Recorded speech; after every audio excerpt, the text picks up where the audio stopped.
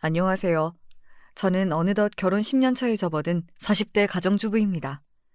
결혼 생활이 어언 10여 년에 이르다 보니 저도 모르는 사이에 결혼으로 인해 마음의 상처를 입은 일도 또 그 상처를 이겨내기도 하면서 제게도 제법 사연이 쌓였습니다. 그간 이 채널에 다양한 사연을 보내주신 여러분처럼 말이죠. 말이 나와서 말이지만 제가 힘든 시간을 보내던 시절에 여러분들이 들려주시는 사연 덕에 마음의 위로를 많이 받았습니다. 자식 가진 부모가 본인 자식이 세상에서 가장 귀한 거야 말할 것도 없겠지만 그렇다고 남의 자식 함부로 대하면 안 되는 건데 그걸 못하는 사람들이 참 많죠. 저 역시 제 자식 중한 줄만 알고 저는 자기 자식한테 붙은 오물처럼 취급하던 시모 때문에 마음고생이 참 이만저만이 아니었어요. 이게 다 너 때문이야.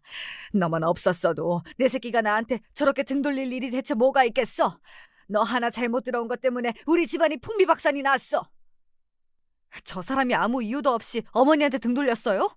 어머니라는 사람이 오죽이나 징그러웠으면 자식이 등을 다 돌리겠어요. 감히 제 탓할 생각 마세요. 어머니는 죽을 때까지 저한테 죄인이니까.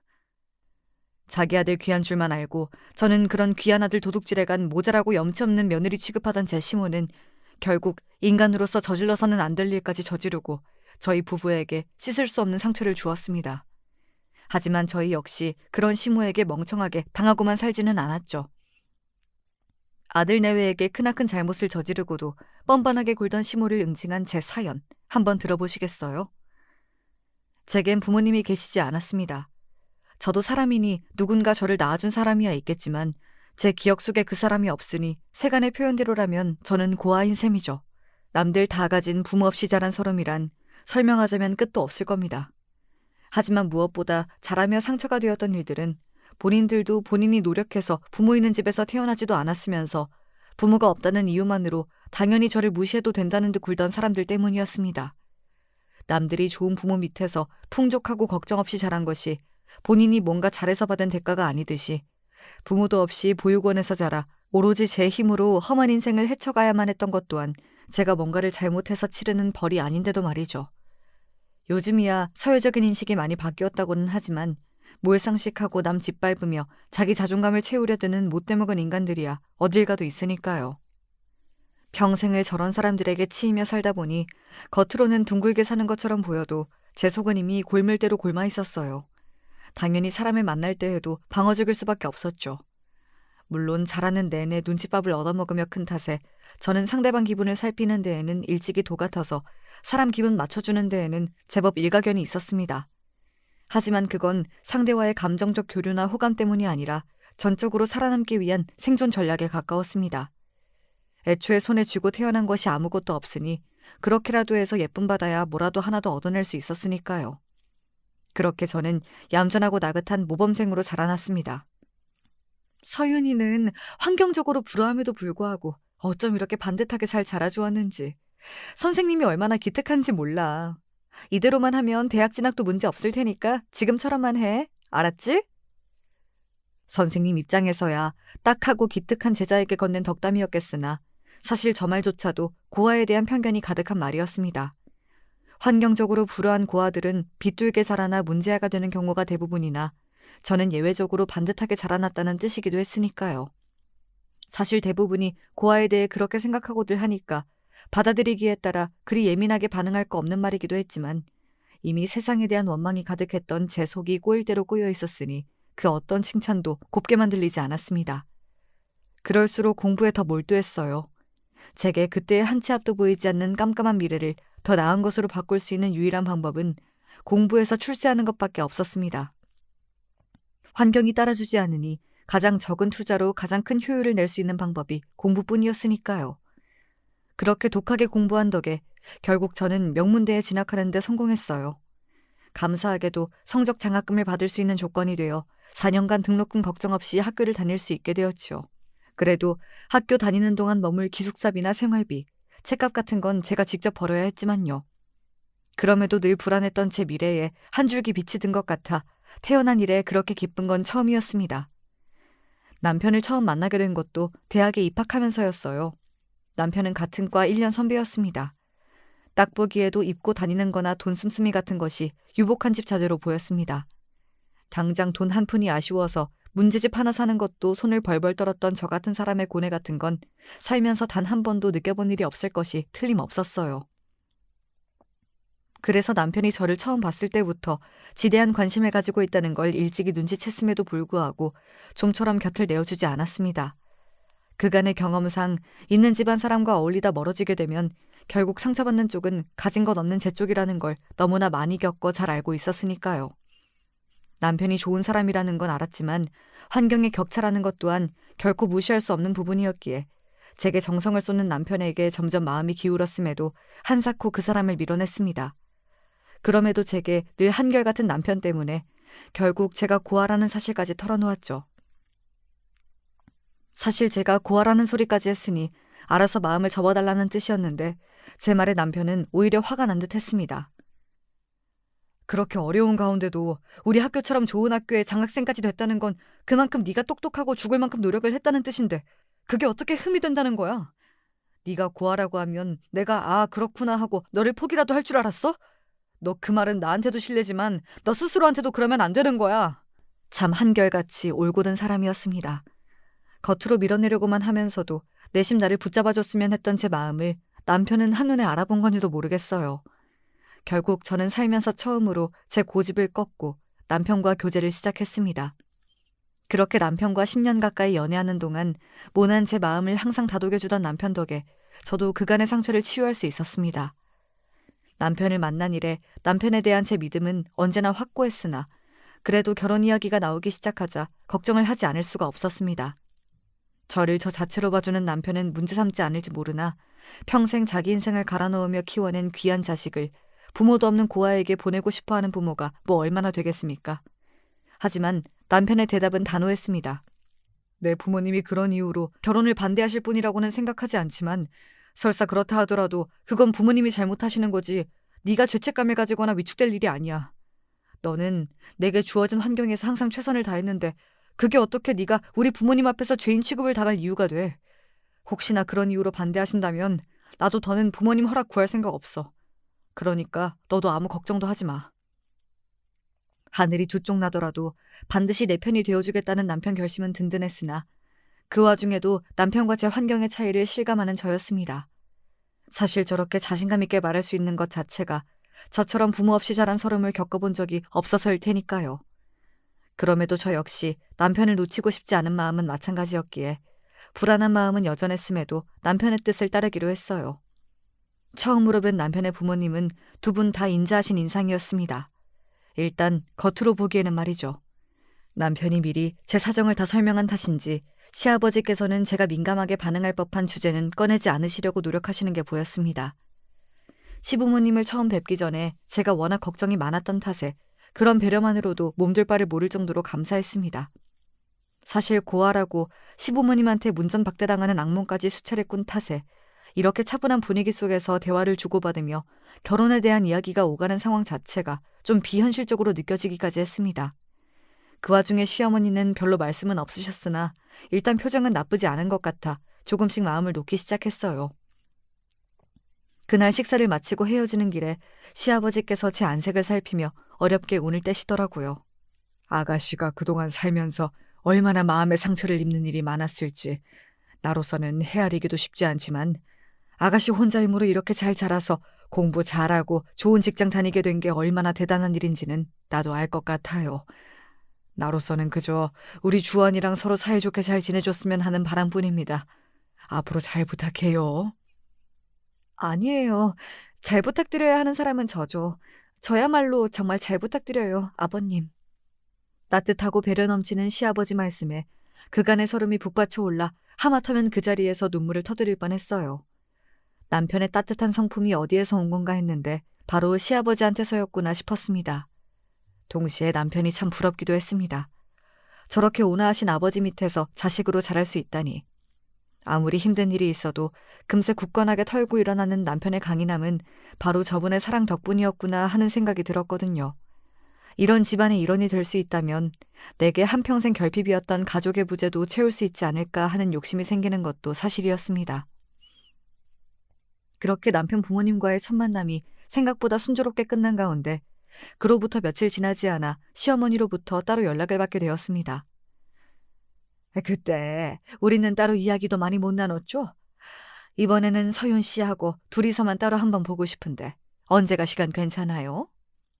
아, 네. 저는 언제든 괜찮습니다. 편하실 때 말씀해 주시면 제가 모시러 갈게요. 그때 시어머니와는 거의 대화를 나누지 못한 것도 사실이었고 전화상으로의 목소리 역시 직접 뵈었을 때와 별반 다를 것 없이 교양이 넘치고 인자했기에 따로 만나서 나쁜 말씀을 하실 거라는 생각도 들지 못했습니다. 그래서 다른 의심 없이 시어머니와 약속을 잡게 되었죠. 그렇게 단둘이 만난 시어머니는 여전히 기품이 넘치는 분이었습니다. 잘 정돈된 머리와 차분한 화장부터 입고 계시는 옷이나 액세서리, 가방 등 모든 게 단정하고 깔끔했어요.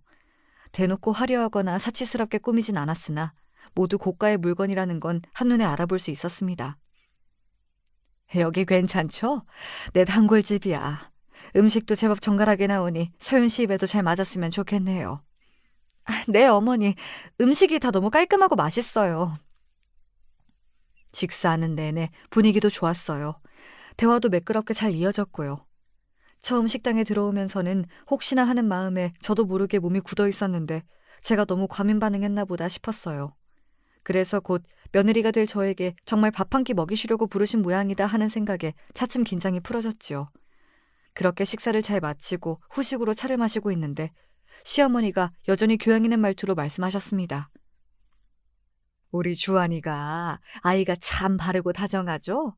그 아이 그렇게 키우려고 그동안 내가 참 무진애를 썼어요.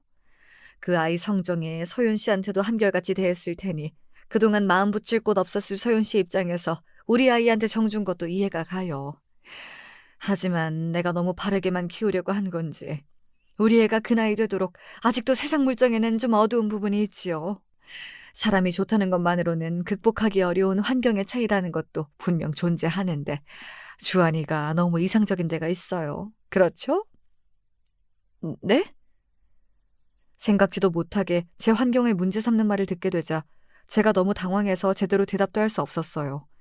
차라리 평소처럼 저를 대놓고 무시하거나 반감을 드러내는 사람이었더라면 저도 그동안 축적된 경험이 있으니 대처를 했을 텐데 방금까지 화기애애하게 이야기 잘 주고받고 밥까지 잘 먹었는데 갑자기 저런 소리를 들으니 저도 적잖이 놀란 거죠.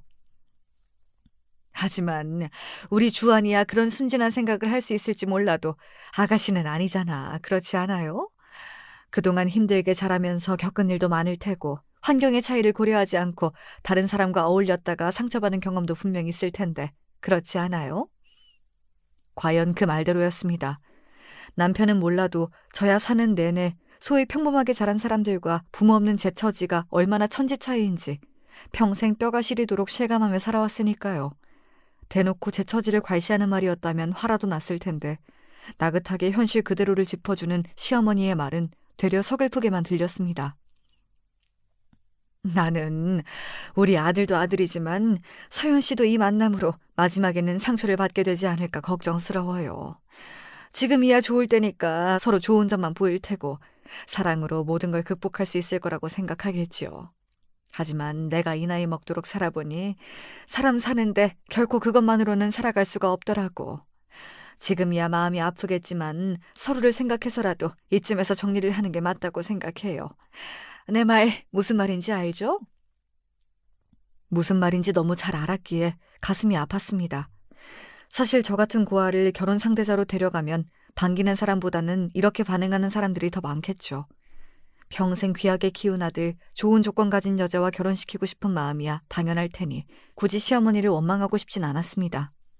하지만 다 같이 만나는 자리에서는 마치 저희 결혼을 당연히 허락하시는 것처럼 아무 내색도 하지 않으시다가 둘만 있는 자리에서 그것도 저를 한껏 안심시켜놓고 헤어질 때가 다 되어 이런 폭탄을 터뜨리시는 건 좀 너무하다는 생각이 들었어요. 차라리 처음부터 깔끔하게 용건만 말씀하시고 일어서셨다면 이렇게까지 비참하진 않았을 겁니다. 어머님, 제가 자라온 환경이 어머님 입장에서 마음에 차지 않으실 거라는 건 저도 당연히 이해합니다. 지금 하시는 말씀이 어머님이 아예 할 수 없는 말이라는 생각도 하지 않고요. 하지만 제가 그렇게 살아온 당사자인 만큼 저 역시 주한 씨 만나기 전부터 그런 고민을 얼마나 많이 했는지 몰라요. 주한 씨 역시 마찬가지고요. 제 환경이 주한 씨에 비해 많이 부족하다는 건 잘 알고 있지만 저는 그런 제 환경 극복하기 위해 평생을 죽을 만큼 노력해서 지금 이 자리까지 올라왔어요. 저도 주한 씨와 헤어질 마음이 없지만 주한 씨 역시 그런 이유로는 절대로 이별을 받아들이지 않을 거예요. 어머니께선 주한 씨가 세상 물정을 몰라 저와 결혼하려 한다고 생각하실지 몰라도 저희 둘 중 그 누구도 이 문제를 가볍게 생각한 적이 없어요.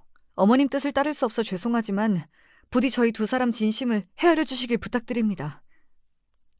완곡하지만 분명한 제 거절 의사에 처음으로 시어머니 미간이 찌푸려졌습니다. 딱 봐도 생각보다 질긴 게 붙었네 하고 생각하시는 게 많이 보였습니다. 아가씨가 생각보다 말귀를 못 알아듣네. 그래요. 어차피 처음부터 쉽게 끝날 이야기라고는 나도 생각 안 했어요. 하지만 아가씨도 잘 생각해보는 게 좋을 거예요. 결국 내 말이 맞다는 걸 인정하게 될 테니까. 오늘은 이만 일어나죠.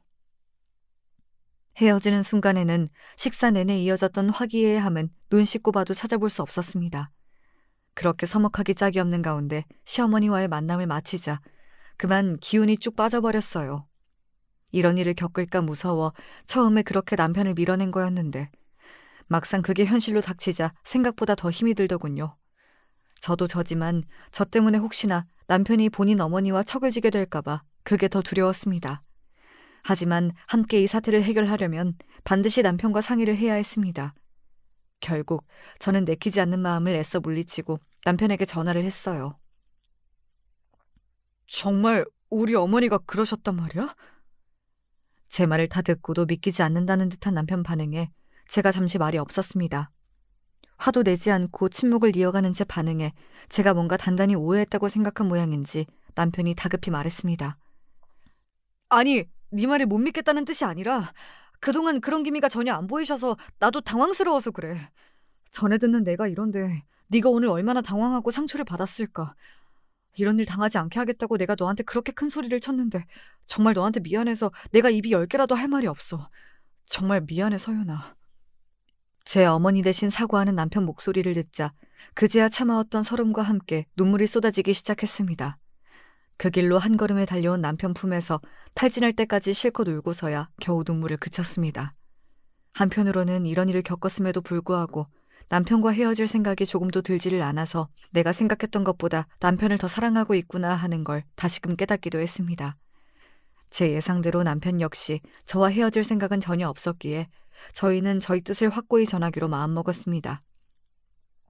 다음 날 남편의 손에 이끌려 처음으로 남편의 본가, 그러니까 시댁에 방문하게 되었습니다.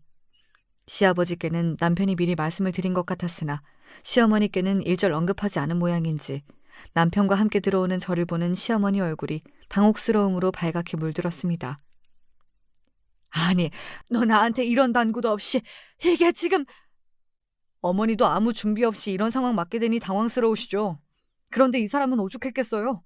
그것도 내내 마음에 들어 하신 것처럼 친절하게 대해주시다가 한순간에 내 아들이랑 헤어지라는 소리를 들었는데 지금 어머니 마음이랑 비교가 되겠어요? 차분하게 말하는 남편과는 다르게 시어머니 얼굴이 흥분으로 금세 터져버릴 것 같았습니다. 그리고 본인에게 있어 이 일의 원흉인 저를 획 쏘아보고는 말씀하셨습니다. 그렇게 알아듣게 말했는데도 말귀를 못 알아먹고 고세 얘한테 쪼르르 일러바쳐? 아가씨 그렇게는 안 봤는데 생각보다 더 상종 못할 사람이었네. 당신 지금 그게 무슨 말버릇이야? 곧 새 식구 될 사람에게 못할 짓 한 것만으로도 사과를 해도 모자랄 판에. 그럼 내가 틀린 소리 했어요? 내가 쟤를 어떻게 키웠는데 어디 부모도 모를 애한테 하나뿐인 우리 아들을 내줘요? 당신은 진짜 저런 애랑 우리 아들 결혼시켜도 상관없다는 거예요? 이 사람이 정말... 제가 마음에 안 차시는 어머니 마음이야 충분히 이해합니다.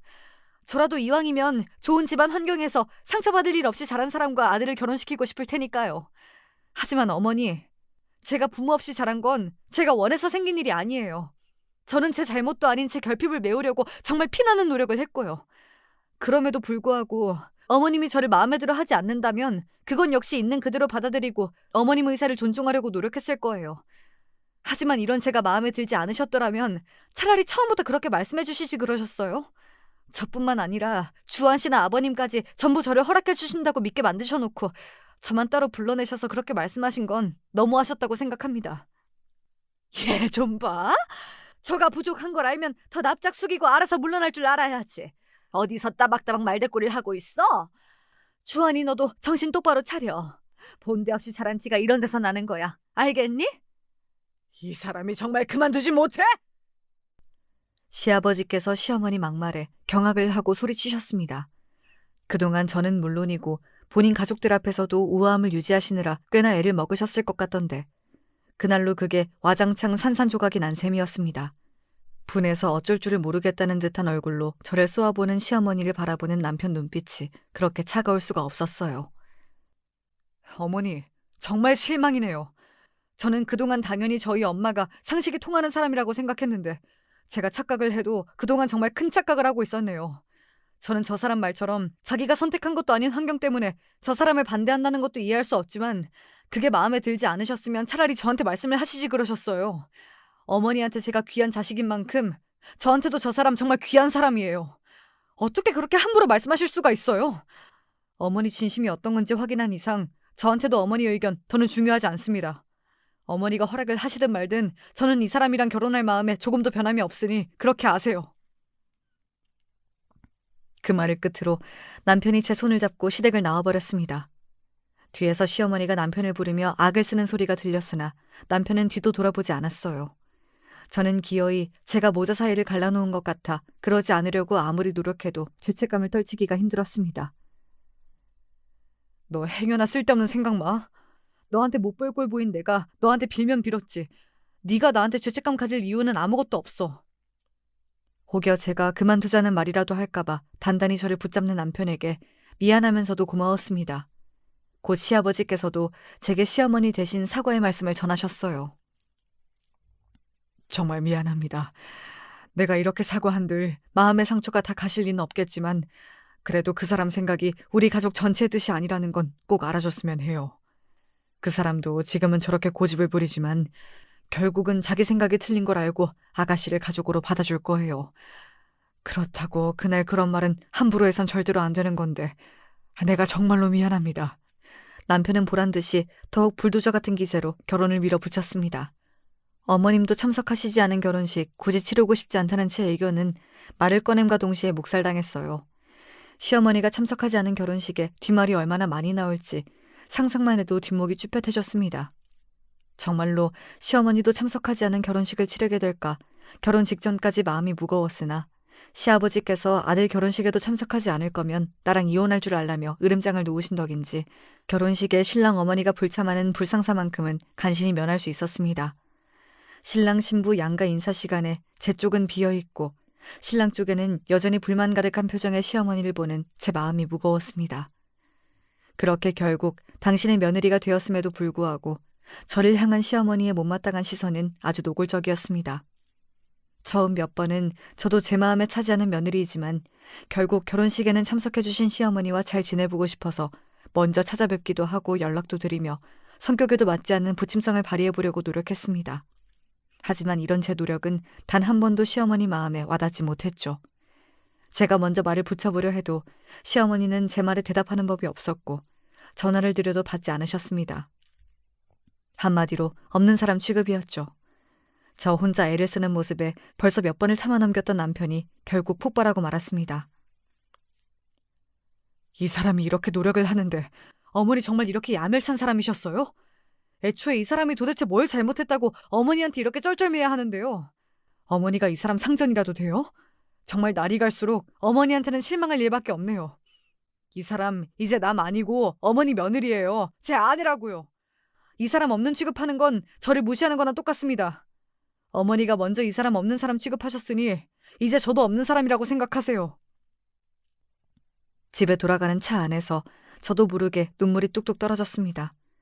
그동안에도 아무 잘못한 것도 없이 그저 고아라는 이유 하나만으로 저를 멸시하고 우습게 보는 사람들이 적지 않았습니다. 하지만 그 사람들은 그저 돌아서면 남인, 제 인생에 별로 영향력도 없는 아무것도 아닌 사람들이잖아요. 아무리 처음부터 저를 마음에 들어 하지 않아 하셨다고는 하나 새로이 가족이 되었는데도 불구하고 보란듯이 저를 투명인간 취급하는 시어머니에게 저도 상처를 많이 받았던 모양입니다. 저도 모르게 은연중에 결혼을 하고 난 후에는 그래도 시어머니 태도가 조금은 달라지지 않을까 기대를 했나 봐요. 결국에 산산조각 나버린 그 기대는 돌이킬 수 없는 상처로 남게 되었습니다. 그러게, 그렇게까지 애쓸 필요 없다니까. 당신 이렇게 괄시하는 어머니가 뭐가 좋다고 답지 않게 그렇게 용을 써. 그럼 나보고 뭘 어떡하라고. 나 때문에 아들 어머니 사이 갈라지는 거 강 건너 불구경하듯 지켜보기만 해? 당신은 처음부터 부모님 멀쩡히 다 계셨으니까 몰라. 부모가 없다는 게 어떤 건 줄이나 알아? 세상에 의지할 곳 하나도 없이 뭘 해도 항상 마음 한구석이 휑한 기분을 당신이 아냐고. 내가 평생 그런 서름 겪으며 살았는데 내가 나 때문에 당신이랑 어머니 척지는 걸 어떻게 보고만 있을 수 있겠어.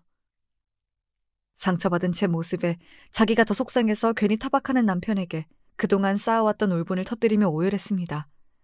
제 울음소리가 잦아들 기미를 보이지 않자 급기야 남편이 갓길에 차를 세우고는 저를 안아 달래기 시작했어요. 미안해. 당신한테 화를 낼 일이 아닌데 내가 너무 속이 상해서 실수했어. 결혼 전에 당신한테 평생 의지하고 살 수 있는 가족 만들어주겠다며 큰 소리를 떵떵 쳤는데 나한테 시집와서 어머니 때문에 이렇게 상처만 받게 해서 미안해. 이건 이제 당신하고 어머니 둘의 문제가 아니야. 다 큰 자식 결혼까지 했는데 이렇게 자식 뜻을 무시하는 건 당신 성질 못 이겨서 며느리고 아들이고 다 제멋대로 손아귀에 넣고 주무르고 싶어서 심술 부리는 것밖에 더 돼? 나도 어머니 저러는 거 더는 못 참아주겠어. 앞으로 우리 집 행사고 뭐고 하여튼 본가로 가는 일은 없을 테니까 당신도 그렇게 알아. 자식들 그리 무시하는데 자식 없이도 알아서 잘 사시겠지. 그렇게 스트레스의 원흉이었던 시어머니와 거리를 두어 속 썩을 일이 없는 평화로운 나날들이 지속되자 그제야 신혼생활의 행복을 온전히 누릴 수 있게 되었습니다. 그동안은 결혼하자마자 계속 시어머니 마음을 돌려보겠다고 남편보다 시어머니에게 신경을 더 집중했으니까요. 남편과 한 집에서 둘이 생활하는 일은 기쁨이었습니다. 결혼해 부부가 되어 함께 산다는 건 확실히 연애와는 차원이 다르더라고요. 적지 않은 시간 연애를 한 저희 부부였습니다만 서로의 아내와 남편이 되어 가족으로 사는 건 마음가짐부터가 달라지더라고요.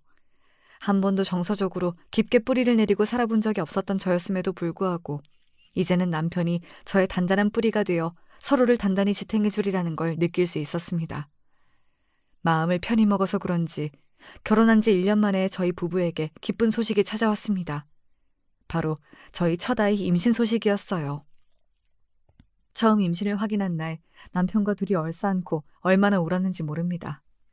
부모 밑에서 자란 적이 없는 제가 한 아이의 부모가 되어 아이를 잘 키울 수 있을지 걱정이 되어 무서운 마음도 컸지만 남편처럼 올곧고 다정한 사람과 함께라면 분명 아이도 잘 자라주리라 믿었습니다. 부디 모난 부분이 많은 저보다는 아이가 아빠를 닮아주기를 바라고 또 바랐습니다. 제 임신 소식은 곧 시댁에도 전해졌습니다. 소동이 있었던 이후 시어머니와의 연락은 일절 없었고 시댁의 발길도 뚝 끊었지만 시아버지와는 지속적으로 연락을 주고받고 있었습니다. 가끔 저희 신혼집이나 집 밖에서 식사를 할 때도 종종 있었고요. 첫 손자를 품에 안게 되었다는 소식을 듣고 시아버지께서 뛸 듯이 기뻐하셨습니다. 아가, 고맙다. 내가 네 덕에 할아버지가 다 되어보는구나. 네가 우리 집에 시집을 오고 나서 워낙 스트레스 받을 일이 많아 내가 항상 면목이 없었는데 너희 둘이 이렇게 다복한 가정을 이루어 사는 모습을 보니 내가 더는 바랄 게 없구나. 이렇게 귀하디 귀한 며느리를 왜 그리 못 잡아먹어 안달인지. 고맙다. 고맙다, 아가. 그러면서 저 먹고 싶은 거 다 사 먹으라며 거금을 턱하니 용돈이라고 건네주시는 시아버지를 뜯어말리느라 진땀을 빼야 했어요. 그래도 이게 다 아버님의 애정 표현이라고 생각하자 쑥스럽기는 했어도 내심 기뻤습니다. 아가, 임신했을 때 먹고 싶은 거 못 먹으면 그 서러움이 평생 간다더라. 아무리 비싼 거라도 돈 아끼지 말고 먹고 싶을 때 바로바로 사 먹어. 부족하면 용돈은 얼마든지 더 줄 테니까. 아이, 아버지 그만하시라도 그러시네. 저도 돈 벌어요, 아버지. 저도 아이 아빠 노릇할 기회는 주셔야죠. 감사해요, 아버님. 저 맛있는 거 몸에 좋은 거 잘 챙겨 먹고 꼭 예쁜 손자 안겨드릴게요. 더할 나위 없이 행복한 나날들이었습니다. 그 와중에도 시어머니가 마음에 걸리긴 했으나 시아버지께 임신 소식을 전한 지 한 달이 다 되어가도록 여전히 시어머니께는 연락이 없었습니다. 분명히 시아버지가 아들 내외의 임신 소식을 전했을 게 분명한데 저는 몰라도 저희 아이에게까지 냉담한 시어머니에게 이제는 원망스러운 마음이 들었어요. 그러다 임신 5개월이 다 되어서야 드디어 시어머니한테 연락이 왔습니다. 아들이라니 딸이라니? 대뜸 처음 하는 말이 저거였습니다. 근 1년 만에 시어머니 목소리를 처음 듣는 거였어요. 황당하기도 하고 다소 기분이 나쁘기도 했으나 어찌되었든 먼저 굽히고 연락을 주신 거니 저도 웬만하면 잘해보고 싶었습니다. 아들이라고 듣긴 했는데 병원에서 개월수 차기 전에는 확실하게 말해주진 않아서 아직 정확하진 않아요. 확실하게 나오면 제가 다시 알려드릴게요. 알았다. 그러고는 전화가 뚝 끊겼습니다. 친정엄마처럼 살가운 인사나 임신한 저에 대한 염려까진 바라지 않았다고 해도 이건 해도 너무하지 않습니까? 이럴 거면 굳이 전화는 뭐하러 했대요. 순간 부하가 치밀어 올랐으나 태교에 좋을 것 같지 않아 애써 화를 눌러 참았습니다. 퇴근하고 돌아온 남편에게 낮에 있었던 일을 말했더니 남편도 기분이 많이 상한 것 같았어요. 그 양반은 아직도 바뀐 게 없으신가? 나중에 우리 꼬물이 태어나면 미안해서 손자 얼굴을 어떻게 보시려고 저렇게 업을 쌓으시는 건지. 어차피 뿌리도 모르는 며느리가 낳은 손자라고 괄시하실 게 뻔한데 나 솔직히 어머님한테 우리 아기 보여드리고 싶지가 않아. 나야 그렇다 치더라도 나 우리 아기한테는 절대로 내가 겪었던 서름 안 겪게 할 거야. 무슨 당연한 소리를. 우리 아기 건드리면 당신이 나서기 전에 내가 먼저 가만히 안 있어. 내가 괜한 소리를 했다. 당신은 아무 걱정 말고 그저 마음 편히 먹고 꼬물이랑 건강하게만 있어줘. 시작부터 아이를 믿게 보는 사람을 만든 것 같아 뱃속의 아이에게 미안했습니다. 그럴수록 아이에게 내가 누리지 못한 더 큰 사랑을 주리라 다짐하고 또 다짐했어요. 산 딸을 한 달여쯤 남겨둘 때였을까 갑자기 시어머니의 연락이 잦아졌습니다. 그동안 없는 사람 취급했던 게 언제 그랬냐는 듯 마치 처음부터 살가운 고부지간이라도 되었다는 듯한 태도였습니다. 당연히 제 입장에서야 어리둥절할 수밖에 없었으나 그래도 곧 첫 손자의 탄생이 머지 않았다 보니 시어머니도 마음을 돌린 모양이라고 순진하기 짝이 없는 생각을 했습니다. 시어머니는 제게 전화를 걸 때마다 예정일이 언제냐, 오늘은 나올 것 같지 않냐며 집요하게 캐물었어요. 본인도 아이 안 낳아보신 것도 아니고 때 되면 어른이 나올 텐데 과하다 싶었으나 그저 연락을 다시 하게 된 것만으로도 다행이다 싶어 성실히 대답해드렸습니다. 그러다 예정일이 일주일도 채 되지 않은 시점에서 남편이 갑작스럽게 지방으로 출장을 떠나게 되었습니다. 거의 한 달 가까이 아이가 언제 나올지 모르니 제 곁에 있어야 한다며 출장 일정을 미꾸라지처럼 피해가던 남편이었는데 지방에 일이 터지는 바람에 출장을 피할 수가 없게 된 거죠. 예정일도 며칠 안 남았는데 갑작스럽게 집을 비우게 된 남편 걱정이 이만저만이 아니었습니다. 솔직히 저도 불안하기는 마찬가지였으나 저 사람이 저러는데 저까지 불안한 티를 내면 더 속상해할까 봐 애써 씩씩한 척했습니다. 걱정 마. 꼬물이가 아무려면 아빠 며칠도 못 기다려주겠어? 무슨 일 있으면 새벽이고 어느 때고 상관없으니까 꼭 전화해야 해. 알았지? 그렇게 신신당부를 하고서야 남편은 출장을 떠났습니다. 차라리 그때 가지 말라고 어리광이라도 부렸더라면 어쩌면 결과가 달라지진 않았을까 하는 생각을 수천 수만 번도 더 했을 겁니다. 어떻게 알았는지 남편이 출장지로 떠나자마자 시어머니가 갑작스레 저희 집으로 들이닥쳤습니다. 주한이 출장 갔다며? 예정일이 며칠 남지도 않았는데 주한이나 너나 얼마나 불안할 거야. 애 출장에서 돌아올 때까지만이라도 내가 같이 있어주마. 네? 어머니 안 그러셔도 돼요. 어머니도 많이 불편하실 테고. 네가 친정이 있는 것도 아닌데 누굴 믿고 부르겠어. 사양 마라. 그렇게 생각지도 못하게 막무가내로 시어머니가 저희 집에 주저앉아버렸어요. 단 한 번도 살갑게 지내본 적이 없던 고부지간인데다 전화 말고 얼굴을 직접 보는 건 1년도 더 되었으니 제 마음이 어떻게 편할 수가 있었겠습니까? 일하는 사람 방해하고 싶진 않았으나 그래도 남편한테 얘기는 해두어야 할 것 같아서 휴대전화를 찾았습니다. 그런데 아무리 찾아봐도 제 휴대전화가 보이지를 않는 거예요. 한참을 혼자 서성이다 저는 결국 시어머니에게 물었습니다. 어머니, 혹시 제 전화기 못 보셨어요? 아무리 찾아봐도 없길래 혹시 어머니가 치우셨나 해서. 내가 네 물건 치울 일이 어디 있니? 근데 전화기는 왜? 주한 씨한테 연락하려고요. 일하는 애는 뭐하러 찾아. 그리고 전화기 전자파 애한테도 안 좋다. 이제 예정일도 얼마 안 남았는데 나중에 찾고 넌 좀 쉬어라. 주한이한테 연락은 내가 할 테니. 왠지 모르게 시어머니가 남편과의 연락을 가로막고 있다는 쎄한 느낌이 들어 불안했지만 가뜩이나 만삭이라 몸까지 무거운 제가 뭘 어떻게 할 수가 없었습니다. 애써 마음을 가라앉혀 보려고 미리 꾸며둔 아기 방으로 들어가 몸을 뉘었어요. 그렇게 불안한 마음을 안고 깜빡 잠이 들었는데 갑자기 배가 뭉치는 느낌이 들어 잠에서 깨어났습니다. 정신을 차리고 아래를 내려다보니 발 주위로 물기가 흥건했어요. 양수가 터진 거였습니다. 저는 소스라치게 놀라 시어머니를 불렀습니다. 어머니! 어머니! 한참을 불러도 나타나지 않던 시어머니가 느릿느릿 제 곁으로 다가왔습니다. 어머니, 지금 아기가 나올 것 같아요. 얼른 구급차 좀 불러주세요. 제가 얼굴이 새파랗게 질려서 소리를 지르는데도 시어머니는 미동도 없었습니다. 차가운 시어머니 표정에 소름이 끼쳤어요.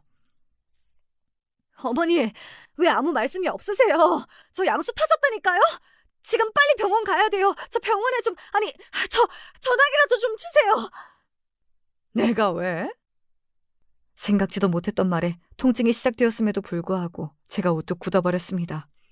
도대체 무슨 생각으로 저런 말을 하나 하는 생각이 듦과 동시에 본능적으로 지금 이곳에 나를 도와줄 사람이 아무도 없다는 느낌이 들자 뒷목이 쭈뼛해졌습니다. 어머니! 손자 잘못되는 걸 보고 싶어 그러세요? 빨리 연락 좀! 그래, 내가 그 꼴 보러 왔다. 너만 아니면 우리 주원이가 저렇게 정신 못 차리고 살 애가 아닌데 네가 내 아들을 망쳤어.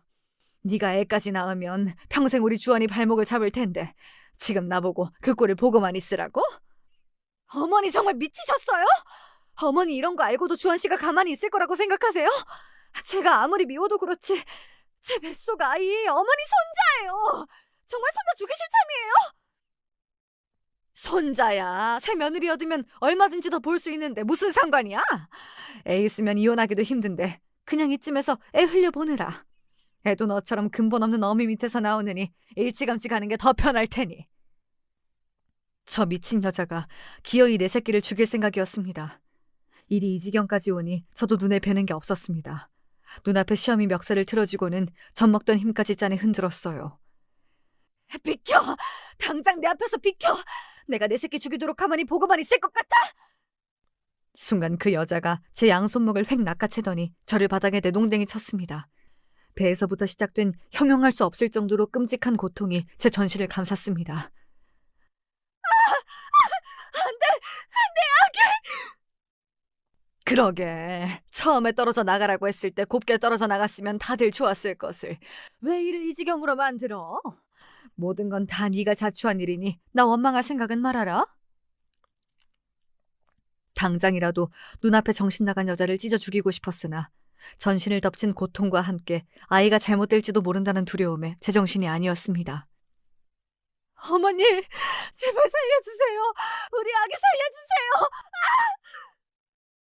찢어질 것 같은 고통 속에 결국 의식을 잃어가는 와중에도 악마 같은 시어미 얼굴의 잔상이 떠나가질 않았습니다. 그렇게 저는 완전히 의식을 잃었어요. 다시 깨어났을 때 저는 병원 침상에 누워 있었습니다. 옆에는 제 손을 꽉 쥔 남편이 고개를 수그리고 있었습니다. 이상한 기운에 배를 내려다보니 배가 움푹 꺼져 있었습니다. 저는 온몸에 피가 몽땅 빠져나가는 듯한 기분을 느끼고 쉰 소리로 남편에게 말했습니다. 여보, 우리 아기 어디 있어? 여보, 정신이 들어? 의사 불러올게. 아기, 우리 아기 어디 있냐고. 여보, 일단은 몸부터 좀 추스리고. 우리 아기 어디 있냐고!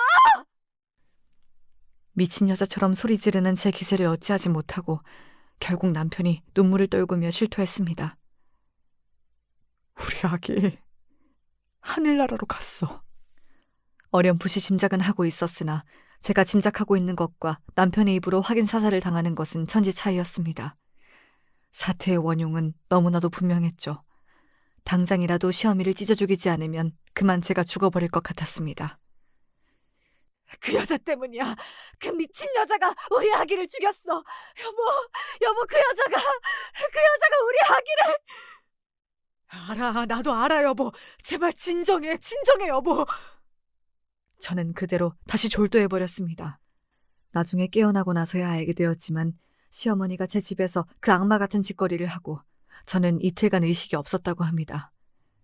그 사이 사산된 저희 아이는 이미 제 곁을 떠나갔습니다. 저희 집 문이 열려있는 걸 이상하게 생각한 이웃이 제 꼴을 보고 기겁해 119에 신고하고 남편에게 연락해준 덕분에 겨우 병원이나마 올 수 있었던 거고요. 그 여자 당장 내 앞에 데려와. 내가 그 여자 찢어 죽여버릴 거야. 여보, 당신 절대 안정해야 돼. 나 당신까지 잃고는 정말 못 살아. 그 미친 여자는 내가 가만히 안 둘 거야. 감히 내 새끼 죽이고 당신까지 잡아먹으려고 한 그 여자, 내가 절대 가만히 안 둬. 제 모친에 대한 남편의 증오심이 하늘까지 솟구칠 지경이었습니다. 남편은 그저 제가 깨어나기만을 기다린 거였어요. 제가 깨어난 바로 그날 시어머니가 경찰에 체포되었습니다. 남편은 한사코 말렸으나 저는 시어미 낯짝을 보고야 말겠다며 간신히 몸을 일으켜 기어이 남편과 함께 경찰서로 갔습니다. 주하나, 이게 무슨 일이야? 내가 왜 경찰서에 있어? 엄마 좀 꺼내줘, 주하나. 그 더러운 입으로 내 이름 부르지 마. 내 새끼 죽인 살인마 주제에 어디서 엄마 타령이야? 나 당신 같은 어미 둔 적 없으니 그 안에서 당신 죄값 치르면서 뼈저리게 후회하면서 살아. 아니야, 나는 다 너 잘 되라고. 네 등골 빼먹는 저거 떼어내려고 한 것밖에 없어. 그 입 닥쳐. 내가 당신이 우리 서윤이한테 몹쓸짓 한 거 확인하고 당신을 죽여버리고 싶은 걸 참느라 얼마나 미칠 뻔한 줄 알아? 당신은 사람이 아니라 악마야, 악마. 알고 보니 아기 방에 설치해둔 베이비캠에 당시 정황이 모두 찍혀있어 시어머니의 폭행죄가 바로 인정된 거였습니다. 그 영상을 경찰에 넘긴 것부터 남편이 시어미를 버린 게 확실한 거였죠. 그걸 저 여자만 인정하지 못할 뿐이었습니다. 뒤늦게 소식을 듣고 달려와 이 꼴을 보고만 시아버지가 충격에 비틀거렸습니다. 저 정신 나간 여자가 기어이 이런 짓까지. 너같이 독한 여자랑 나도 더는 못 산다. 손자 잡아먹은 인간이랑 살면서 무슨 낯으로 우리 아들 며느리를 보겠어. 당신이랑은 이혼이니 나랑 우리 자식들 앞에 두 번 다시 나타나지 마. 아들에 이어 남편까지 모두에게 버림받은 시어미 눈깔이 돌아버렸습니다. 시어미가 감히 제게 고래고래 소리를 질러댔습니다. 이게 다 너 때문이야. 너만 이 집에 들어오지 않았어도 내가 이렇게 될 일은 없었어. 다 네 잘못이야. 더러운 입 닥쳐. 이 악마야. 내 새끼 죽인 살인범. 네 년을 찢어 죽여도 내 분이 안 풀릴 거야. 내 아기가 느꼈던 고통이 억만 배보다 더 고통받으면서 살아. 온 가족에게 버림받고 길바닥에서 빌어먹으면서 비참하게 살아. 사는 게 죽는 것보다 더 고통스럽게 그렇게 살아. 네 년이 죽어도 아무도 네 년 장례식조차 치러주지 않을 거야. 네 년 곁에는 이제 평생 아무도 없을 테니까. 그 말을 끝으로 더는 역겨워서 그 여자 얼굴을 쳐다볼 수가 없어 남편과 시아버지를 데리고 경찰서를 나섰습니다. 안 돼. 여보, 주하나. 나 좀 여기서 꺼내줘. 나 혼자 두고 가지 마. 제발 가지 마. 여보, 주하나. 아무도 절규하는 그 여자를 돌아보지 않았습니다. 그렇게 그 여자는 저희 가족에게서 영영 지워져 버렸습니다. 안타깝게도 실형 선고까지 떨어지진 않았으나 그 여자는 꽤 오래 구치소에서 지내야 했습니다. 그동안 시아버지가 건 이혼 소송은 빠르게 마무리되었어요. 그 여자의 유책이 너무나 확실한 탓이었습니다. 형사처벌은 말할 것도 없고 제가 민사소송까지 걸었기 때문에 그나마 시아버지로부터 받은 약간의 재산 분할마저 보상금으로 싹 다 빼앗겨버렸죠. 남편에게 이혼당하고 하나뿐인 자식에게 의절당한 것도 모자라 집도 절도 없이 쪽방 하나 구하기 어려운 남루한 신세가 되었음에도 불구하고 동정심은 털끝만큼도 들지 않았습니다. 비명에 간 우리 아기를 생각한다면 숨을 붙여놓은 것만으로도 호사였습니다. 그렇게 그 여자는 세상 모두로부터 버림받고 판자촌 쪽방에 겨우 새들어 근근히 빌어먹고 살게 되었습니다. 이제 더는 저희 가족과 상관없는 여자이니 저희도 더는 관심을 주지 않았죠. 아이를 그렇게 잃은 슬픔을 극복하는 건 저뿐만 아니라 남편과 시아버지에게도 쉽지 않은 일이었으나 끔찍한 일을 겪고 더욱 단단해진 유대감으로 서로에게 힘이 되기 위해 모두 노력했습니다. 결국 아이를 잃은 지 딱 1년 만에 다시 아기 천사가 찾아오면서 비로소 저희 가족은 다시 웃을 수 있게 되었습니다. 비록 첫 아이가 떠난 아픔은 영원히 잊힐 수 없겠지만 그래도 다들 이렇게 인생의 상처 위에 새살이 돋아나는 것을 지켜보며 살아가는 거겠죠. 감사하게도 딸아이는 건강하게 무럭무럭 자라 올해 학교에 들어갔습니다. 그 사이 태어난 둘째 아들 녀석도 요즘 걸음마에 다리 힘이 부쩍 들어가기 시작했어요. 두 아이 커가는 걸 함께하는 기쁨으로 저희 5 식구는 행복 속에 살아가고 있습니다. 제 자식을 낳아 키워보니 한때 시어머니라 불렸던 여자가 했던 게 사랑이 아니라는 걸 더욱 확실히 알 수 있었어요. 정말 제 남편을 올바르게 사랑하는 거였다면 어떻게 남편의 아이에게 해코지할 생각을 할 수 있었겠습니까? 저와 남편은 물론 시아버지와 태어날 아이들 모두를 생각해서라도 그 여자를 우리 가족에게서 떼어낸 것은 100번 잘한 일이라고 생각합니다. 제 자식 귀한 줄만 알고 저를 업신여기고 제 아이까지 해한 악마 같은 시어미를 치워버린 제 이야기는 여기까지예요. 쉽지 않은 이야기 끝까지 함께 들어주셔서 정말 감사드립니다.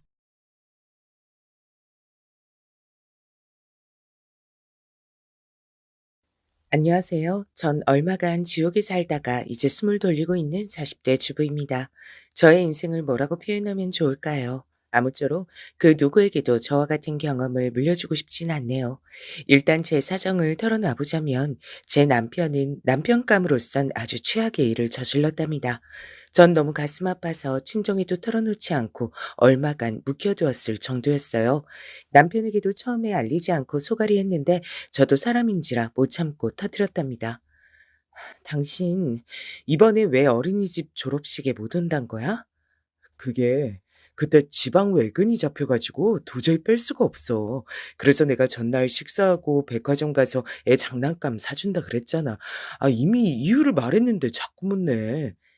이유가 그게 아닌 것 같으니까 그러지. "원래 이게 뭔 소리래? 그럼 이유가 뭘 것 같길래?"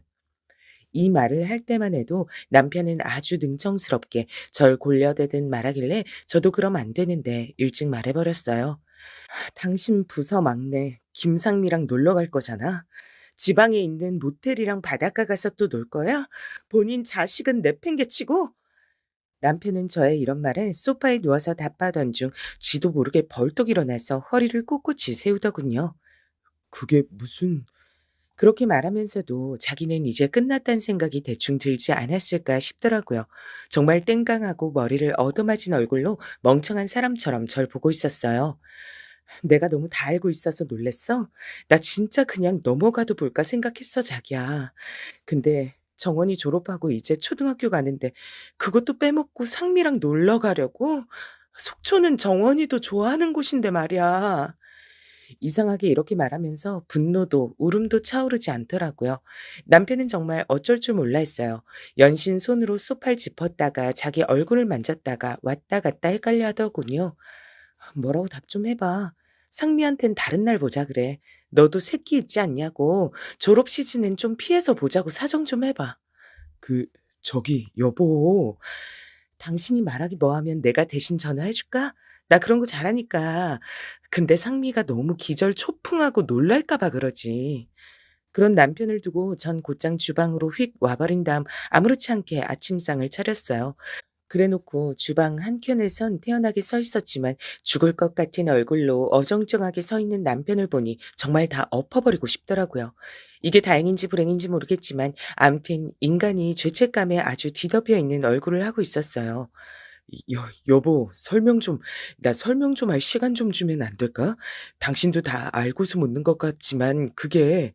그래, 뭐라는지 얘기 좀 들어볼까? 나도 할 얘기 많아. 아니다. 나도 결론부터 말할게. 그러자 남편은 사시나무 떨듯이 절 올려다봤고 당장 가능하면 무릎이라도 꿇을 기세였어요. 우선은 당신을 안심시킬 얘기를 하나 해줄게. 나 이혼할 생각은 없다. 정원이랑 지원이 둘 다 너무 어리고 지 아빠라면 끔찍하게 좋아하잖아. 하루아침에 아빠 없어지면 얘는 난리 나겠지. 나도 혼자서 애 둘 못 키워. 아니 여보, 내가 설마... 아니야. 저기 그래, 정원이, 지원이 그럼... 근데 당신 거짓말로라도 이거 다 억울하다고 네가 오해한 거라고 하는 말들은 전혀 안 하네. 너무나 지극히 사실이라서 그런 거야? 이렇게 말하면서 저는 차차 계단식으로 열이 올라가기 시작했고 남편의 모양새가 너무 꼴보기 싫어지는 거예요. 눈치를 보면 볼수록 그게 자기가 바람피운 게 맞다는 고백의 몸짓 같아서 더 슬프고 비참해졌어요. 당신은 어떻게 하고 싶어? 이혼할래? 그럼 과정이 복잡하긴 하지만 당신이 정 원한다면, 상미랑 살고 싶다면 그렇게 해줄게. 어때? 아니야. 그럴 리가. 저기, 여보. 남편은 이렇게 저랑 아침 시간 한 30분간을 실랑이 벌였고 회사 출근 시간을 그렇게 독하게 지키는 양반이 제 눈치를 상사 눈치보다 더 심하게 보다 늦게 나갔어요. 왜냐면 이날 무릎 꿇고 제 앞에서 빌기도 했거든요. 여보, 제발, 제발. 정말 이렇게 할 일이 아니란 거 알지만 이렇게 빌게. 사과할게. 너무너무 미안해. 용서해줘. 그리고 이번에 정원이 졸업 때는 정말 외근이 있었어. 암튼 당신 마음 안 풀리겠지만 이렇게 부탁할게. 난 애들이랑도 당신이랑도 헤어질 생각 없어. 하도 사정을 해대기에 그리고 한편으론 저도 이혼할 준비가 안 되어 있어서 우선은 알겠다 그랬어요. 그러면서 본인 입으로 굳이 이렇게 말하대요. 당신 마음이 안 풀릴 테니까 내가 이제 용돈이랑 이런 거 다 당신한테 맡기고 전화도 꼬박꼬박 할게. 상미랑은 미안해 여보. 정리할게. 같은 직장에서 어떻게 하려고? 못 옮기잖아. 이직 가능한 거야? 당신 그 회사 곧 죽어도 그만둘 수 없다 그랬잖아. 신의 직장이라며. 대단하다. 돈도 벌고 연애도 하고. 여보, 이직은 어려운데 암튼 노력할게. 저는 이렇게 무거운 대화를 마치고 우선 남편을 내보냈고요. 막상 말하고 나니까 뭘 어떻게 해야 할지 모르겠더군요. 간혹 이렇게 배우자 외도로 고생하는 사람들이 모인 커뮤니티를 보면 제가 너무 일찍 터트린 셈이더라고요. 원래는 최종적으로 기습 공격을 해야 한다는데 제가 약지 못해서 그러질 못했어요. 그래서일까요? 이후로 남편은 눈치를 보는 듯 하더니 나중에 한 번 더 만났다가 또 걸렸답니다. 이땐 제가 회사로 찾아갔어요. 김상미, 박현철, 이리 나와. 저기 무슨 일이실까요? 저희 여기 그냥 올라오시면 안 되는데. 네, 저 박현철 과장 부인 되는 사람인데요. 여기 김상미란 직원분 계시죠? 그분이랑 이 사람이 연애를 회사에서 하고 있더라고요. 둘 중 하나는 잘라야 되지 않나요? 제 말에 이 회사 여직원도 놀라서 입을 틀어막았고 저는 그대로 회사 내부로 터덜터덜 걸어가 문을 확 열어 제꼈어요. 그러고 소리소리를 질렀고 제 눈앞엔 김상미라는 여자애가 눈에 띄었어요. 대충 사진으론 봤지만 소리 지르는 절 보자마자 잽싸게 의자 밑으로 숨는 거예요. 전 곧장 뛰어가서 머리채를 잡았고 그 뒤로 아수라장이 이어졌어요. 남편도 당연히 절 알아보고 뛰어들어왔고요. 여보, 여보. 아니, 회사까지 와서 미쳤나, 진짜. 이봐, 좀 나봐. 왜 이래, 진짜. 이 나쁜 새끼야. 넌 나쁜 새끼야, 진짜. 나보고 두 번 다시 안 만난다고 해놓고 뭐? 그래놓고 니네 어제도 모텔 가서 놀았지? 이 더러운 것들아. 여보, 제발. 나 회사 잘리게 하고 싶어? 이것 좀 놔주세요. 아파요. 이 와중에 부장이란 사람도 뛰어들어서 우릴 떼놓았고 엄청 달래면서 다른 데로 데려갔어요. 그나마 저에게 위안이 됐던 건 이 부장님이 여자분이었고 고등학생 딸을 키우는 분이었답니다. 엄청 절 위로해 주셨어요. 박 팀장님 와이프 되신다고요? 정말 얼마나 마음이 안 좋고 힘드시겠어요. 제 불찰입니다. 제가 잘 지켜봤어야 했는데 놓친 게 많았나 봐요. 부장님이랑은 할 얘기가 없어요. 사실 제가 뭘 대단한 거 하러 왔겠나요? 우리 남편도 남편이고 그 상미라는 여직원을 개망신 주고 싶었어요. 김상미 씨도 저희가 따끔하게 벌하고 부서 이동시키도록 할게요. 사실 회사에 남편 보내놓고 이런 일 생기면 여자들은 미쳐버릴 수밖에 없죠. 전 그 마음 충분히 이해합니다. 그 덕에 집으로 돌아왔고 전 여전히 넋이 나가 있었어요. 남동생은 이때 제 기분도 모르고 불쑥 놀러 온다는데 전 이때 못 참고 엉엉 울며 남동생에게 사건을 털어놨어요. 와, 매형 진짜 장난 아니다. 나 좀 기다렸다가 매형 보고 갈래. 진짜 그냥 두면 안 되겠네. 아빠가 몰라서 그렇지. 알면 진짜 다 뒤집어 버릴 텐데. 아빠 지금 몸도 안 좋은데 그런 얘기 알게 하기 싫어. 내가 하도 하소연 할 곳이 없어서 너한테 이런 얘기를 다 한다 진짜. 미안해. 누나, 마음 단단히 챙겨. 난 언제까지나 누나 편이니까. 그러지 말고 매형 돈 막 써. 한동안 괴롭히고 편하게 해주지 마. 나도 그러고 싶다 진짜. 지금 나한텐 카드 넘기고 월급 명세서 꼬박 준다는 것 말곤 별거 없어. 조금만 늦어도 신경 쓰이고 의심되는데 나 정신병자 될 것 같아. 아, 누나, 내가 돈 보내줄 테니까 정신과 치료라도 받아봐라. 그 정신으로 애들 어떻게 키워? 이 상황에 남편은 이날 돌아와서 적반하장으로 저에게 분노를 토해냈어요. 애들 안 키울 거야? 지금 다 같이 나가서 내앉을래? 손가락만 빨고 살 거야? 와, 진짜 남편 일터에 쫓아와가지고 그렇게 개망신을 시키는 여자들이 아직까지 있구나. 넌 나보고 진짜 어쩌란 거야? 지금 나한테 화내?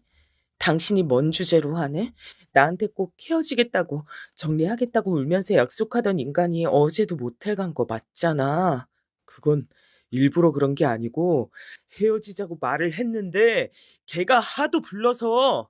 그럼 삼자 대면해. 걔도 오늘 내 얼굴 알았을 거 아니야. 연락처도 나 사실 갖고 있어. 이리로 부를래? 억울하면 같이 붙여놓고 얘기 좀 하자.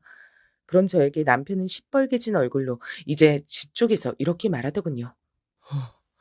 난 이제 더 못 참겠다. 많이 참고 잘해보려고 노력했는데 도저히 안 되겠어. 이혼하자. 뭐라고? 지금 당신이 이혼하자고 말할 주제나 돼? 그럼 어쩌라고? 당신도 나랑 살아보려고 그렇게 행동한 거 아니잖아. 아주 웃긴다. 지금 이런 일들을 벌인 주제에 화내는 것도 내가 곱게 내고 그냥 묻어주길 바랬어? 누구 좋으라고? 다 필요 없고 이혼하자니까. 너 원하는 대로 해줄게. 글쎄, 내가 원하는 게 뭘 줄 알고 자꾸 그래? 말하면 다 해줄 거야, 당신이? 싹 다 해줄 거냐고! 남편은 맘대로 하라면서 나가버렸고, 그날로 한 3, 4일 들어오지 않고 외박을 해버렸어요. 이혼이란 말을 제가 하는 거랑 듣게 되는 건 아주 큰 차이잖아요. 이때부터 저도 앞이 깜깜해졌어요. 남동생에게 상담하니 얘가 더 큰일이 났더라고요. 나 지금 당장 쫓아가서 매형 가만 안 두고 싶은데 누나 나 그렇게 해도 돼? 진짜 못 참겠다. 그건 나보다 나이 많으니까 참아줬는데 그딴 소리까지 짓거려? 됐어. 이럼 저쪽도 시댁도 나서서 문제가 커진단 말이야. 남동생은 엄청나게 씩씩대면서 저보고 이혼하라고 했어요. 그냥 이혼해라 누나. 정원이 지원이 다 데리고 나와. 뭐하러 그런 새끼랑 살아?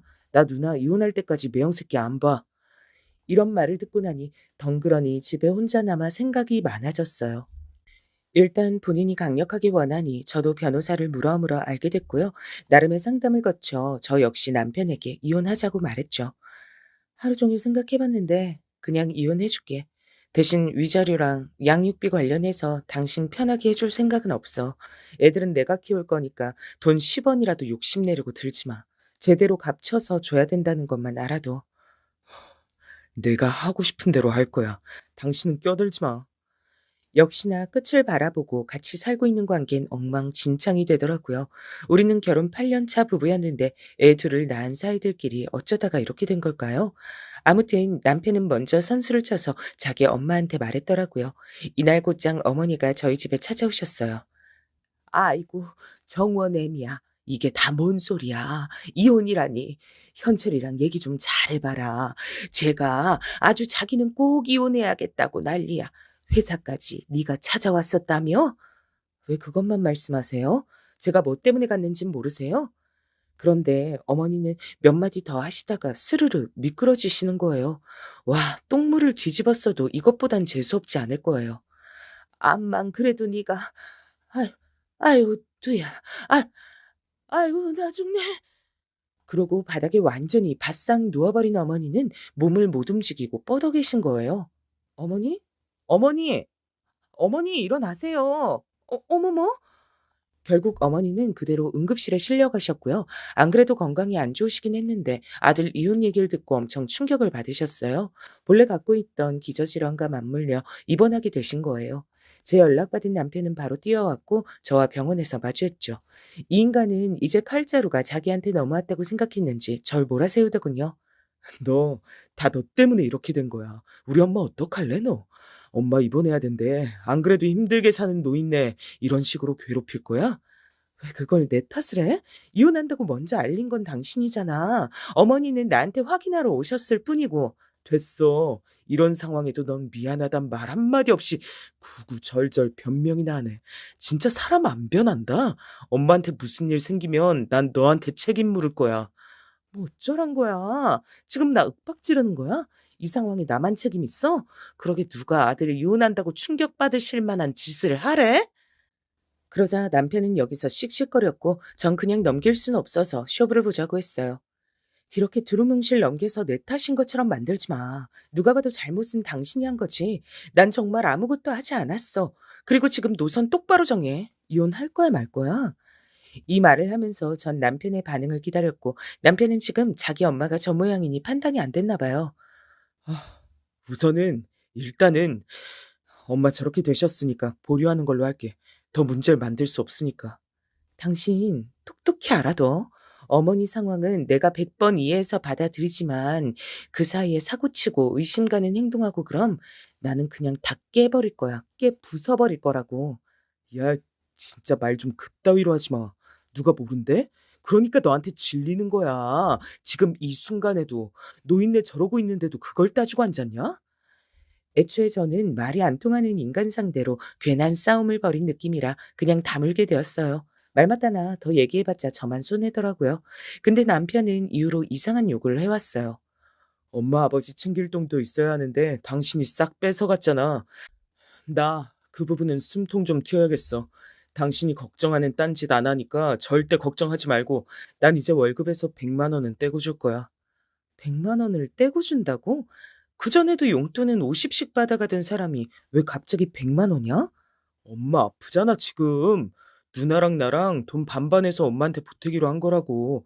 그럼 난 돈이 어디서 나서 보태? 이런 건 당신이 먼저 나서서 하자고 말했어야 되는 거 아니야? 이러고 있으니 저만 마냥 속이 타 죽는 거예요. 그렇잖아요. 바람 피운 남편이 이혼하자고 요구한 주제에 그걸로 시어머니가 쓰러진 걸 저한테 탓으로 돌리고 있어요. 생각해보면 저 때 그냥 무작정 다 밀고 나가서 이혼해버렸어야 했나 봐요. 무슨 꼴을 더 보겠다고 참고 있었던 걸까요? 아, 진짜 더 할 말이 없다. 당신 마음대로 해. 대신 나머지 월급은 빠짐없이 넣어. 애들 둘 키우는데 그 돈이 가당키나 한 줄 알아? 더 듣기 싫으니까 그만 말해. 이렇게 냉정인 상태로 전 오로지 애들을 위해서 참았어요. 상황을 알고 있었던 남동생은 일단은 받아들이더군요. 나도 누나한테 마냥 이혼하라고 해놓고 한편으론 후회했어. 정원이 지원이를 돈으로 내가 어찌어찌 보태준다고 한들 쟤들한텐 아빠가 없어지는 거잖아. 갓난쟁이들도 아니고 알 거 아는 유치원 애기들인데 그냥 이렇게라도 참아봐 누나. 참아야 되는 거 아는데 애들 때문에 그래야 되는 거 아는데 그럼 내 인생은? 나는 그냥 이렇게 인간 현금 지급기만 옆에 놔두고 계속 묶여서 살아야 되잖아. 아이, 말을 또 뭐 그렇게까지 해. 그렇게 생각하지 마. 가정을 위해 누나는 큰 희생을 치른 거야. 그런데 그 희생을 전 하고 싶지 않았어요. 제가 나쁜 엄마일지 모르지만 이미 딴 여자에게 푹 빠져 있는 남자를 애들 아빠랍시고 한 집에 살고 그 어머니 건강까지 제가 신경을 써야 하다니요. 당시 저는 한층 예민해져 있었고 당연한 일이지만 남편을 향한 미움은 상당히 컸어요. 그래서 뭘 하건 간에 주시했고 계속 감시하게 됐답니다. 밤에 잠든 남편 휴대폰을 들여다보던 저는 스스로 저의 이런 모습이 너무 비참하고 기구하게 느껴졌어요. 심지어 이날 남편에게 걸리기까지 했으니까요. 야, 너 진짜 가지가지한다. 뭐 하는 거야? 뭐 단서라도 잡아서 고소라도 하게? 요즘 그렇게들 한다며. 내가 그 꼴을 당하고 또 그럴 것 같냐? 그 그게 그러려던 게 아니라 저기 알람이 울리는 것 같아서. 거짓말도 알아먹게 좀 똑똑하게 해라. 내 핸드폰인데 내가 모르겠어? 이 새벽에 내가 왜 알람을 맞춰 놔? 도둑도 아니고 왜 남의 핸드폰을 몰래 훔쳐보냐고. 결국 저는 이때 건진 것도 없이 남편에게 망신만 당했고 이제 남편은 더 주의를 기울여서 뭔가 숨기겠지 싶었어요. 사실 누가 보면 제가 과민하고 공연한 의심을 하는 것처럼 보일 수도 있는데요. 아니에요. 남편 차에서 웬 여자 머리끈을 발견했었거든요. 정원이 열나니까 지금 빨리 소아과. 잠깐, 이거 뭐야? 웬 리본 머리끈이 있어? 아, 그 내놔 이리. 뭐야? 너 아직도 만나냐, 상미? 애들 앞에서 못하는 소리가 없어. 외근 갈 때 당신도 아는 그 부장님이 차에 타신 것뿐이야. 아, 날 주던지 쓰레기통에 버리던지 해. 진짜 숨 막혀서 못 살겠네. 남편은 갈수록 날카로워졌고 우리는 사사건건 싸우게 됐어요. 어머니가 입원하셨다가 퇴원을 하셔서 집으로 가시고 어느덧 한 달이 지났는데도 말입니다. 어머니는 그 뒤로 저한테 연락은 안 하시는데 남편은 계속 절 쪼더라고요. 엄마가 너 한동안 보기 불편하대. 그렇게 독하게 애들 두고 이혼하려고 하냐고. 엄마랑 나한테서 애들 뺏어가려는 거 너무 무섭대. 나도 한 잘못이 있어서 당신 탓만 하지는 않지만 암튼 당신도 알고는 있으라고. 이러니 이 상황에선 완전히 제가 가해자가 돼버렸어요. 진짜 바보 같은 상황 맞는 거죠. 그런 와중에 우리 친정에 행사가 생겼어요. 이렇게 남편과 사이 나쁘고 제 마음이 불안할 때 우리 식구 쪽 경조사가 있으면 참 곤란해져요. 저기 누나, 아빠 칠순이니까 우리 뭐라도 해드리는 게 좋을 것 같아서 따로 어디 한정식 집이나 코스 요리 나오는 데 가서 식사하는 거 어때? 너도 알겠지만 내가 지금 우리 남편 데리고 어디 나가고 할 때가 아닌 것 같아. 그렇긴 한데 매형한테 말하기가 여전히 좀 그래? 나도 내 마음 같아서 우리끼리만 보고 싶어. 근데 정원이 지원이도 그렇고 아빠는 지금 누나네 상황 모르잖아. 칠순같이 좋은 날에 사위 안 나오면 걱정하실 것 같아. 네 말도 맞다 진짜. 저 인간을 어쩜 좋니? 차라리 화끈하게 이혼해버렸으면 이런 고민도. 아니야. 애들이 또 걸리네. 정말 이러지도 저러지도 못하고 이게 뭐야. 그래서 전 이날 저녁 절 의식해서 일찍 들어온 남편에게 이 말을 털어놨어요. 솔직히 자기 엄마 아플 때 저도 이혼 얘기 안 했고 그냥 덤덤하게 흘러가고 있던 중이었으니까요. 앞만 봐도 전적으로 제가 손해보고 있는 입장이라 남편이 어느 정도 배려해 줄 거라고 저만 멍청하게 믿었나 봐요. 그래서 말인데 이번에 상현이가 한정식집 괜찮은 곳으로 예약하려고 한대. 아빠는 늘 대충 싼 거 먹자고 하는데 칠순이니까 그냥 밖에서 먹으려고. 대신 가족별로 얼마씩 보태려고 해. 상현이랑 나 둘이 합쳐서 300 하려고. 식사값 외에 선물도 드려야 되니까. 아, 근데 요즘에 칠순을 그렇게들 하나? 뭐? 그게 뭔 말이야? 칠순을 하지 그러면 안 해? 아니 뭐 100세 시대잖아. 누가 요즘 그렇게 따져가면서 굳이 칠순을 해. 요양원 들어가시든지 아님 그냥 가족들이랑은 환갑까지만 하는 거지. 그렇게들 안 해. 남들이 어떻든 간에 나랑 상현이는 아빠 칠순 해드릴 거야. 다른 것도 아니고 생신인데 그 정도 할 수 있는 거지. 그런데 남편이 똥 씹은 얼굴로 반응이 영 엉망인 거예요. 돈 없다고 그렇게 나 물어뜯더니 어디 비상금이라도 좀 있나 봐. 처남이랑 150만 원씩이나 반땡에서 돈을 보태고. 아니다. 혹시 당신이 200 내는 건 아니야? 뭐야? 내가 돈이 어딨어. 안 그래도 어제 월급 들어왔으니까 거기서 빼려고 물어보는 거야, 지금. 당신도 어머니 병원비 된다고 100 가져갔잖아. 난 내 앞으로 받는 용돈도 없고 이달만 그렇게 빼가려고 말하는 거야. 상황은 알겠는데 이렇게 갑자기 그냥 말해서 가져가는 게 어딨어? 나도 이래저래 빡빡한 사람이야. 이렇게 우리 둘은 정말 치사하고 더럽게 돈 갖고 특히 부모님 문제를 두고 엄청나게 실랑이를 벌이게 됐어요. 어쩜 인간이 이럴까요? 내가 이번엔 보태주도록 하는데 나도 이제 못 참겠어. 너 돈 쓰는 내역 조목조목 보고해. 왜 나만 이렇게 돈 벌어다 주고 얼마 쓰지도 못하고 다 뺏기면서 살아야 돼? 그동안 바람핀 이유로 말 섞기 싫어서 냅뒀더니 진짜 정도를 모르네. 진짜 몰라서 묻는 말이야? 이러면서 우린 엄청나게 다퉜어요. 아빠 생신을 한정식 집에서 하고 선물도 사드렸지만 제 마음은 시작부터 너무 괴로웠답니다. 억지로 웃어가면서 아빠 비위 맞춰드렸는데 문제는 이 인간이 끝에 가서 또 사고를 쳐버린 거예요. 그날 제 남동생에게 붙들려 나온 남편을 보며 전 이날이야말로 이혼할 날인가 생각했답니다. 네요. 저 진짜 오늘 이런 건 경우가 아닌 것 같네요. 오죽하면 제가 형을 데리고 이렇게 밖으로 나왔겠습니까? 약주하시면 곱게 드시지 왜 우리 아빠 생신날 목소리를 높이세요? 나 안 취했어. 누가 취했다 그래? 아니 장인어른이 먼저 내 속을 긁으셨잖아. 갑자기 연봉은 왜 물어보시는데? 그래, 저남 돈 많이 벌어서 좋겠다. 아니 형, 진짜 왜 그러세요? 이젠 저한테 불만 있으세요? 이날 남편은 술 마시다가 갑자기 우리 아빠 말에 딴지를 걸었고 옆에 있는 고모들이 놀라서 일어나고 큰 고모부와 제 남동생이 이런 분위기를 말리며 뜯어냈어요. 그러니 제가 얼마나 착잡했겠나요. 돌아오는 길 큰 고모한테 전화가 왔는데 너무 속상한 거예요. 조카 사위 얼굴은 말짱하게 생겨가지고 되게 버릇이 없더라. 아주 올 때부터 눈이 맛이 갔더만. 니네 사이에 뭐 문제 있는 거 아니지? 별거 아니에요, 고모. 걱정 끼쳐드려 죄송해요. 저는 마음속에 큰 고민이 있음에도 불구하고 이 좋은 날 우리 가족들 기분을 위해 참았어요. 그게 얼마나 서글프고 사람을 괴롭히는 일인지 우리 남편은 모를 거예요.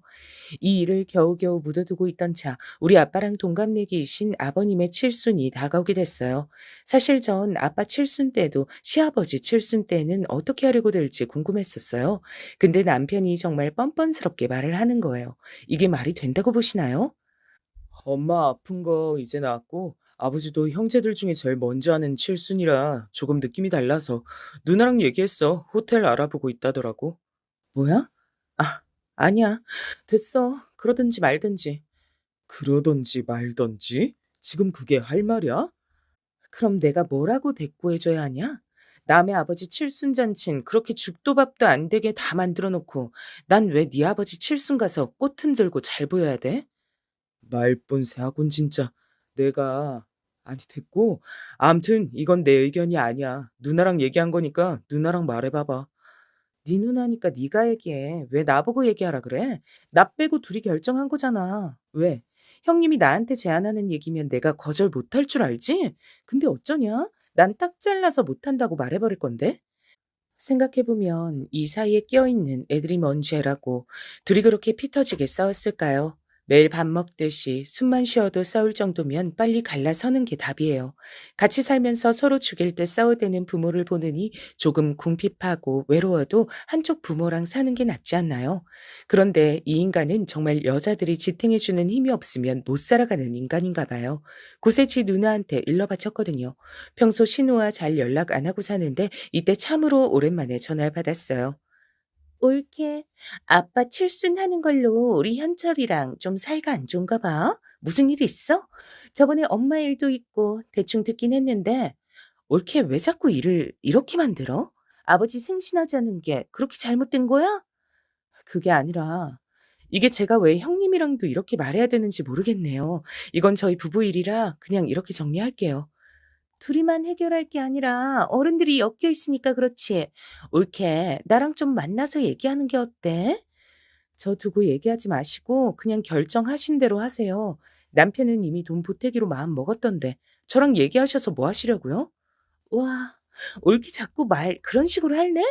나 저번 일도 있는데 지금 되게 참고 있는 거야. 그런 식으로 우리 아빠 생신 불편하게 만들 거야?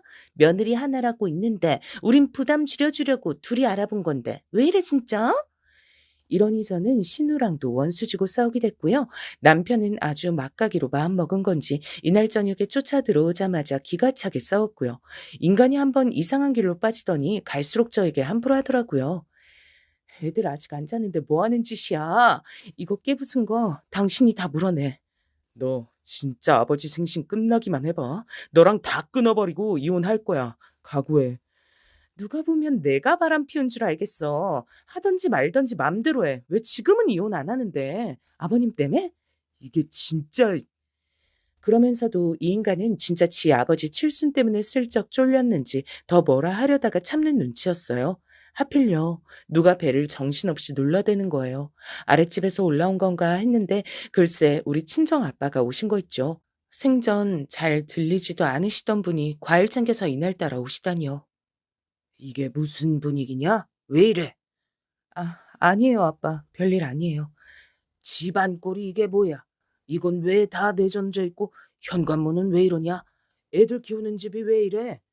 그, 뭐 옮기다가 이렇게 됐어요. 저기, 당신 얼른 인사드려. 네, 장인어른 오셨어요? 저희 아빠는 눈치가 빠른 편이셔서 이때 분위기를 보고 대충 눈치채신 것 같았어요. 근데 이 인간이 갑자기 자리를 피하는 거예요. 저기, 저는 회사 일이 있어서 잠깐 나가보겠습니다. 편히 계세요. 이러고 후다닥 옷을 챙겨서 나가버리고 현관 어질러진 거 치우지도 않고 나갔어요. 그러니 아빠 표정이 영 안 좋으신 거예요. 전 이때 그만 못 참고 눈물이 줄줄 흘러내렸고 그때 아빠 얼굴을 생각하면 지금도 너무 가슴 아파요. 제 얼굴 구석구석을 다 훑어보시면서 왜 그러냐고 하시더군요. 너 왜 그래? 무슨 일 있는 거 맞지? 박서방이랑 왜 그러냐? 이거 뭐 설마 던지고 그런 거냐? 아빠, 아빠, 나 너무 힘들어, 힘들어. 저도 참 그때 왜 그랬을까요? 우리 아빠를 보니까 나한텐 더할 나위 없이 사랑 주고 이뻐해 주는 우리 아빠라 그만 터져버린 것 같아요. 더 이상 숨기기도 힘들겠다 싶어 엉엉 울면서 말을 해버렸답니다. 아빠, 저 사람이 있잖아. 아빠한테 말 안 하려고 했는데 아빠 걱정할까 봐. 뭔데 그래? 아빠한테 다 말해봐. 괜찮으니까. 아빠도 알아야지. 아빠, 이 사람이 나보고 이혼하재. 그러자 아빠는 적잖이 충격을 받아 벙치신 얼굴이었어요. 갑자기? 아니 이게 뭔 소리래? 애들 장난이냐 이혼이? 그래놓고 애들은 지 마누라한테 맡겨두고 저렇게 나간 거야? 이혼하재. 응, 지금도 자기는 아빠 생신 그따위로 해놓고 시아버지 생신 비싸게 한다고. 내가 너무 서러워서. 여기까지 들은 아빠는 어떻게든 수습을 해보고 싶으셨던 건지 조금 안쓰러워하시면서도 달래시더군요. 이유가 뭔가 했더니 고작 그것 때문이야? 아이고 애들 싸움도 아니고 참나. 그러지들 마라. 생일이 뭐가 그렇게 중요해. 난 그날 너랑 상현이랑 애들 다 와서 축하해 준 것만으로도 됐어. 그냥 네 시아버지야. 네가 며느리 된 도리로 하면 되는 거지. 사실 저희 아빠야 모든 상황을 다 모르시니까 저렇게 말씀하시는 거지만 전 너무 답답한 거예요. 어떡하지 고민하다가 이제 저 혼자 감당할 수 있는 선을 넘겨버린 것 같았어요. 그래서 다 말해버렸답니다. 이혼 얘기를 할 정도면 더 숨길 필요가 없으니까요. 아빠, 그것만으로 이혼하려는 게 아니라 이 사람 바람 폈어. 뭐? 아니 이건 또 무슨 개똥 같은 소리야? 회사 여직원이랑 바람 폈고 또 내가 얼마 전부터 지켜보고 있는데 이 사람 이상한 데도 다니는 것 같아. 하, 이게 무슨 꼴이냐? 그게 정말이야? 어? 내 이놈을 진짜 이상한 데 다니는 건 아직 확실하진 않고 여직원이랑 바람 피운 건 진짜야. 나도 증거가 있어서 몇 번 뒤집고 그랬어. 아니, 아들을 그따위로 개떡같이 키우고 네 시아버진 생일상 받아드실 마음이나 안 되냐? 그것도 며느리한테? 몰라. 난 어머니 말고 아버님이랑은 안 본 지 오래됐어. 그래서 신우가 더 저래. 며느리 도리하라고. 그러자 아빠는 허리에 손을 올리고 한참 거실을 왔다 갔다 휘저으시면서 어쩔 줄 몰라 하셨어요. 이 잡것들을 진짜. 너 이렇게 된 거 다 말해봐. 네 시댁도 알아? 지 아들놈 저러고 있는 거 다 아냐고. 알아. 어머니는 아셔. 그래서 우리 이혼한다고 하니까 들어누우시고. 아무튼 상황이 그래. 형님도 아시는지는 모르겠지만. 진짜 이게 뭐냐 정말. 와 이걸 맨정신으로 듣고 있자니 죽겠구만 진짜. 그런데 아빠가 갑자기 이렇게 말씀을 하셨어요. 정말 조금도 흐트러짐 없이 아주 단호하게요. 너 박서방 말 맞다나 그냥 이혼해라. 그런 새끼 붙들고 있어서 뭐 할래? 애들 데리고 정리해. 그놈 새끼한테 애들 줄 생각은 절대 말고 애는 엄마가 키워야 하니까. 나도 이혼 쪽으로 생각이 기울고 있는데 순순히 안 줄 것 같아. 안 주면 어쩌게. 바람 피운 증거들도 있다며. 그런 놈이 무슨 애 아빠야 얼어 죽을. 가만히 있자. 이걸 어떻게 갚아준다. 아빠는 무조건 저에게 이혼하라고 하셨고 그간 제가 시댁과 남편에게 당한 뒷얘기까지 들으시더니 던 안 되겠다고 하시는 거예요. 됐고 어차피 사돈 칠순 할 거 아니냐. 장소랑 정해지면 알려줘라잉. 아빠가 왜? 아빠가 알아서 어떻게 하려고. 나보고 거기 가라고? 며느리 노릇하러 가라는 거 아니니까 애들은 상현이한테 맡겨놓고 너랑 나만 가자. 왜? 가서 어떻게 하려고. 저도 그만 이때 더 마음이 복잡하고 힘들어서 엉엉 울었는데 아빠는 단호하게 말하셨어요. 너 이제 애들 둘 혼자 키워야 돼. 죽어도 박서방한텐 못 주겠잖냐. 그럼 독해져야지. 이런 걸로 울면 안 돼. 대신 사람이 할 말은 해야 돼. 이혼할 때 하더라도 속에 있는 건 다 끄집어내 버려야지. 안 그럼 네가 당해놓고 너만 병 얻는 거야. 그럼 어떻게 하라고? 나는 뭘 해야 되는데? 너는 아무것도 할 게 없어. 아빠가 알아서 할 테니까 주소만 정해지면 알려줘라. 이렇게 되어 전 아빠와 남동생과 얘기한 대로 조용히 이혼할 준비는 하고 있었어요. 이미 우리 친정 쪽에선 이혼을 찬성했고 제가 조용히 자기 뜻에 따라주니 남편은 제가 기가 죽은 줄 알았나 봐요. 이혼 준비하는지도 모르고요. 럭셔리 호텔이고 이날 당신이 애들 옷 입혀서 데려와. 난 일찍 회사 일 보고 들어가야 되니까. 다시 말하는데 그날 아버지랑 엄마, 친척들이랑 아버지 손님들 앞에선 웬만해선 시비 걸지 마라. 자리가 자리다. 알았어? 저는 이때 속으로 욕이 치밀어 올랐지만 일단은 다물고 고개만 끄덕였어요. 그리고 드디어 당일날 결전의 날이 되었는데요. 이때 저는 남동생네 집에 제 아이들을 맡겨뒀어요. 그리고 남편에겐 사정을 말했고요. 애들 아침부터 열나서 못 갈 것 같아. 아버님은 속상하시겠지만 어떡해. 애들 거기 가서 감기라도 옮기면 안 되잖아. 그리고 나까지 못 갈 뻔했는데 상현이가 봐준다 그랬어. 아, 뭐 이렇게 매끄럽게 되는 일이 없냐. 알았으니까 당신이나 늦지 말고 와. 어른들한테 인사 똑바로 먼저 챙기고 있어. 저는 이때 전화를 끊고 숨을 고르면서 이놈 인간에게 매어서 이딴 소리나 듣는 건 오늘이 마지막이라고 생각했어요. 이후 저희 아빠도 얼마 안 돼서 출발하셨고 함께 호텔에서 만나게 됐답니다. 우리 아빠 생신은 그저 고급 한정식집에서 코스 요리 먹는 것만으로도 그 난리를 치던 인간이 지 누나랑 합작해서 으리으리한 호텔을 잡았더군요. 이때 신우 입김도 있었어요. 아빠는 오래도록 교직에 몸담으셨으니까 보는 눈들이 워낙 많아서 어쩔 수가 없어. 나라고 뭐 여유 있는 줄 알아? 아빠 제대로 챙겨드린다고 우리가 등골이 빠지네 아주 그냥. 이 말처럼 아버님은 경제적으로 넉넉진 않지만 교사로 오래 일해 오셨고요. 이래저래 지인들이 꽤 오신다고 들었어요. 그리고 내심 본인의 칠순잔치를 기대하셨고 저희 부부 이혼 얘기 나오는 거 알고 계시면서도 모른 척 하시더라고요. 이것도 남편에게 듣고 얼마나 짜증이 나던지요. 아버지 앞에서 이혼 얘기니 뭐니 시끄럽게 꺼내지 마라. 어차피 꺼내봤자 당신도 좋은 소리 못 들을 거니까. 암튼 그날 처신 잘해.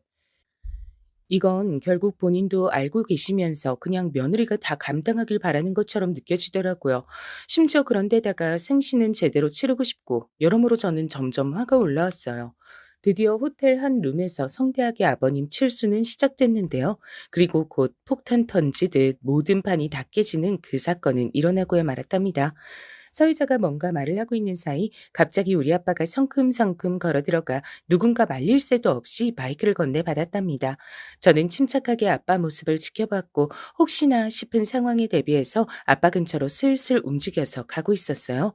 당연히 남편은 눈이 아주 찢어질 듯 크게 떠져서 절 마구 찾고 있었고요. 마이크 잘 나오네요. 안녕하십니까.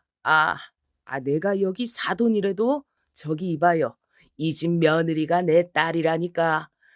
아빠는 사회자가 난감해하는데 귀엽고 마이크를 뺏듯이 받았고 건너편에 서 있는 절 가리키며 본인의 신분을 밝혔어요. 이때 잽싸게 신우가 저에게 다가와서 억지로 웃으며 말하더라고요. 옳게 이게 뭔 일이야? 빨리 사돈 어르신 말려봐 좀. 하지만 전 이때 고개를 획 돌려서 신우 말을 무시하고 그냥 아빠를 쳐다봤어요. 그리고 아빠의 폭주는 시작됐답니다. 보면서 어쩐지 눈물이 날 것 같았어요. 놀라지 마시고 식사하시던가 하세요. 제가 오늘 꼭 할 말이 있어서 여기 왔어요. 사돈, 생신 축하드립니다. 저랑 얼마 차이도 나지 않고 우리가 동갑내기예요. 이거 참 좋은 일 아닙니까? 아빠가 이렇게 너스레를 떨면서 룸 안에 있는 가족 친지들에게 말씀을 하시더군요. 저는 이때 너무 긴장해서 아버님 쪽은 돌아보지도 못했는데 그쪽에서 웅성거리는 소리가 들렸어요. 아빠는 더 틈을 두지 않고 재빠르게 말씀하셨어요. 사돈으로서 제가 그냥 축하 말이나 하겠다고 이렇게 온 건 아니고요. 사람이 어떻게 좋은 말만 듣고 삽니까? 쓴소리도 듣고 살아야죠. 오늘은 쓴소리 좀 하러 왔습니다. 사돈, 저랑 눈 좀 맞추시죠. 그러니 이때 남편이 제 옆에 쓱 다가와서 빨리 말리라고 재촉하길래 저도 인상을 팍 써버렸어요. 보는 눈이 있으니까 더 함부로 못 대하더군요. 사돈, 칠순 맞도록 사회에 공헌하신 거 많은 거 합니다.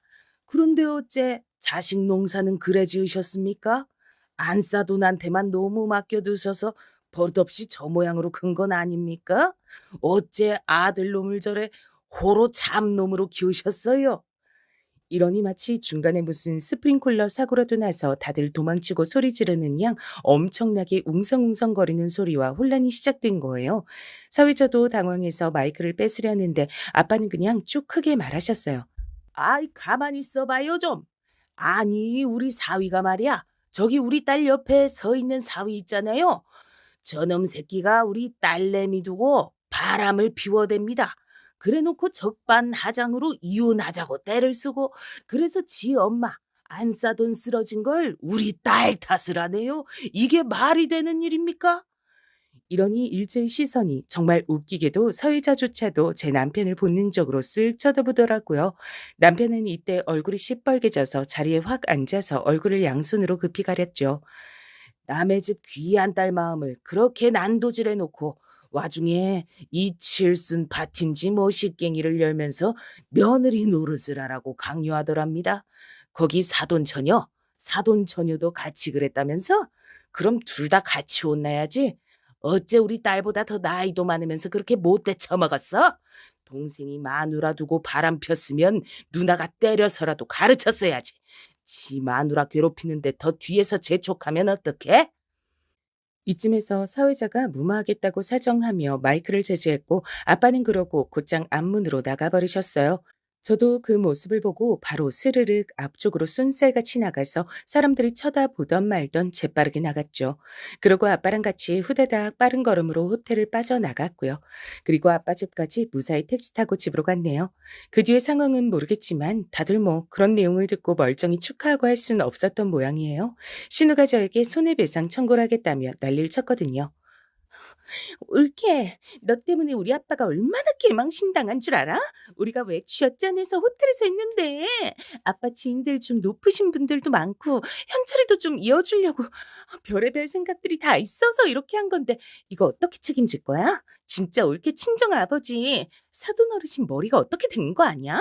좌우지간 당장 얼굴 비춰 우리 집 와서 무릎 꿇고 빌라고. 이거 어떻게 수습할 거야? 수습 같은 소리하고 앉으셨네요. 제가 형님한테 형님거리면서 존댓말하는 건 오늘이 마지막인 줄 알고 계시고요. 전 외도하고 이상한 짓까지 하는 잡놈이랑 못 살아요. 다 참아주고 살았더니 더 드럽게 굴던데. 형님, 오늘 말씀 아주 잘하셨어요. 손해배상이요?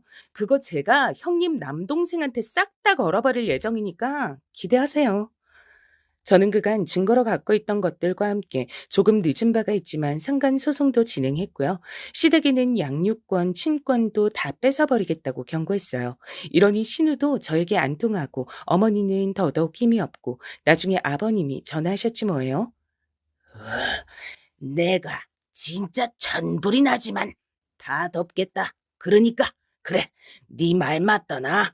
현철이가 불미스러운 일을 해서 네 속이 상한 것도 알겠다. 그런데 어떻게 정원이 지원이까지 애비를 못 보게 만들려고 하냐? 이게 가당키나 한 일이야?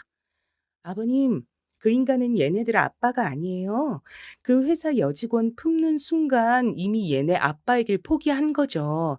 아빠, 애비란 뜻을 설마 모르시는 거예요? 교직에 계시던 분이 핏줄로 이어져 있고 생물학적으로 부모 자녀 관계여야 애비인 거잖아요. 이게 어디서 어른을 가르치려 드냐? 아버님이 모르시니까 가르쳐 드리는 거 아니에요. 생물학적으로 유일하게 부모 자녀 관계가 되려면 그 사이에 딱 하나의 부모만 있어야 되는 거 아니에요? 그 사이에 다른 여자를 드럽게 같이 추가한 자체가 얘네들만의 아빠를 할 생각은 없단 거예요. 저한테 이러지 마시고 본인 아들을 원망하세요. 내가 어떻게 하면 되겠냐? 그래서 우리 우리한테서도 정원이 지원이를 뺏어간다고. 말 똑바로 하세요. 제가 뺏어가는 거 아니고요. 아버님 아들이 매몰차게 손주 손녀를 버렸어요.